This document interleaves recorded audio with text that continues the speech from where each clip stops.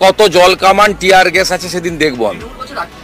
আরেকটা বোনের বিচার চাইতে, মমতার পদত্যাগ চাইতে ওর বাবা মাকে সাথে নিয়ে আমি আগাবো, পারলে আটকান। আমি বলে গেলাম সিপি মনোজ বার্মাকে রানী রাসমণি রোডে জমায়েত হব। উনার পিতৃদেব মাতৃদেব কালকে বলেছেন আমরা থাকবো, আমি সঙ্গে থাকবো। এইখান থেকে বড় মিছিল যাবে, সাঁতরাগাছি থেকে আরো একটা বড় মিছিল আসবে। দুটো আপাতত ঠিক করা আছে, আরেকটা চেষ্টা করছি হাওড়া স্টেশন থেকে। প্রিয় দর্শক, বাংলায় বদল আনতে হলে উপায় একটাই, মিশন নবান্ন নিতে হবে। কেননা এই মমতা ব্যানার্জির সরকারের বিরুদ্ধে ছোট ছোট আন্দোলন করে কোনো লাভ নেই। এখানকার সরকারের গায়ের চামড়াটা গন্ডারের চামড়াকেও লজ্জা দেবে। কে কি আন্দোলন করলো তাতে কিন্তু ওনাদের কিচ্ছু যায় আসে না। ভোট আসলেই ছুটে যাবেন মমতা দিদি এবং ভাষণে গিয়ে তিনি বলবেন বাংলার মানুষ অন্তত এইবার ভোটটা দাও, ভোটের পর সব কাজ হবে। আর যেমনি ভোট পার হয়ে যাবে আপনাদের সামনে সবাইকে কাজ করা দেখিয়ে উধাও হয়ে যাবেন পরবর্তী ভোটের জন্য। সুতরাং এবার এমন তীব্র আন্দোলন করতে হবে যাতে নবান্নর বিল্ডিং টলমল করতে থাকে।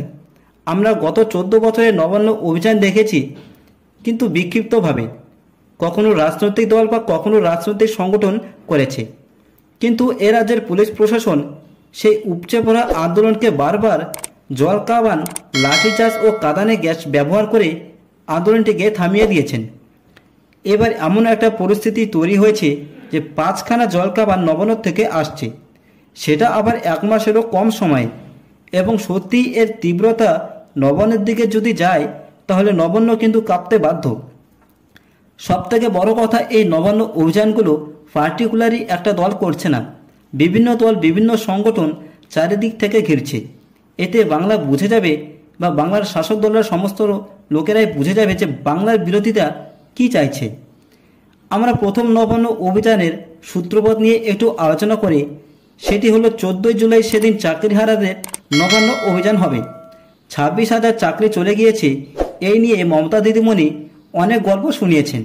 সিপিএম ও বিজেপি পার্টির উপর সম্পূর্ণ দোষ চাপিয়ে দেওয়ারও প্রচুর চেষ্টা করেছেন। হাইকোর্ট ও সুপ্রিম কোর্টের রায় কিন্তু রাজ্য সরকারের মাথা ব্যথা অত্যাধিক বেড়ে গিয়েছে। চাকরিহারা শিক্ষকরা সরকারের উপর এতদিন ধরে ভরসা করে রেখেছিল, কিন্তু তারা আর ভরসা করে রাখতে পারছে না। তাই 14 জুলাই নবান্ন দখলের ডাক দিয়েছেন তারা। যখনই এর আগে নবান্ন দখলে পা বাড়িয়েছেন যোগ্য শিক্ষকরা, তখনই মমতা ব্যানার্জির পুলিশ প্রশাসন তাদের উপর নির্মমভাবে লাঠিচার্জ করেছে এবং তাদের পেটে লাথিও মেরেছে। তবে দেখা যাবে সেই 14 জুলাই দিনটি কি হতে চলেছে। এবার 2 নম্বর অভিযান, সেটি হলো ঠিক একটা সরাসরি অভিযান নয়, কিন্তু সেটি হবে 18 জুলাই। প্রধানমন্ত্রী নরেন্দ্র মোদী আসছেন দমদমে, সেখানে কিন্তু একটা বিশাল জনসভা হবে বিজেপির তরফ থেকে। তবে একটা জিনিস খেয়াল করে দেখুন, মিশন বাংলা কিন্তু আমাদের পশ্চিমবঙ্গে শুরু হয়ে গিয়েছে। তার কারণ ঘন ঘন মোদিজি ও অমিত শাহজি কিন্তু আসছেন এই বাংলায়। যত ঘন ঘন আসবেন ততই কিন্তু নবান্নের মাথা ব্যথা আরও বাড়বে। বাংলাকে যে সিরিয়াসলিভাবে নরেন্দ্র মোদীজি দেখছেন তা কিন্তু এইবার পরিষ্কার স্পষ্টভাবে বোঝা যাচ্ছে। নরেন্দ্র মোদীজির ভাষণ মমতা ব্যানার্জির গায়ে এমন করে লাগছে যে তিনি আগের সাংবাদিক সংগঠনে কী রকম করে বলছেন আপনারা কিন্তু সবাই কিন্তু শুনেছেন। তৃতীয় অভিযানের শুভেন্দু অধিকারী 21 জুলাই উত্তরকন্যা অভিযানের নেতৃত্বে পা বাড়াবেন। সেদিন সমস্ত টিভির পর্দায় মমতা দিদি কখন বাড়ি থেকে বেরোলেন, কী খাচ্ছেন বা কখন গাড়িতে চললেন, সমস্ত খবর কিন্তু আপনারা দেখতে পাবেন। কখন নবান্নে পৌঁছালেন, হইচই হয়ে উঠবে সারা বাংলায়। এই বাংলায় এখন রাজনীতি এমন একটা হয়ে গিয়েছে যে মানল সিপিএম, সভা করছে তৃণমূল আর গালাগালি দিচ্ছে বিজেপিকে, মানে একেবারে 12 মিশালের মতন অবস্থা হয়ে গিয়েছে। 21 জুলাই দিনটি একটা বিশাল রাজনৈতিক দিন হবে। হেডলাইন থাকবে সকাল থেকে রাত্রি পর্যন্ত। একদিকে তৃণমূল সভা থেকে গালাগালি দিবে বিজেপিকে, আর একদিকে শুভেন্দু অধিকারী নবান্ন দখলের দিকে এগিয়ে যাবেন। সেখানে আবার লাঠিচার্জ হবে, আবার জল কামন আসবে, আবার বহু বিজেপি কর্মীরা সেদিন কিন্তু অ্যারেস্টও হবেন।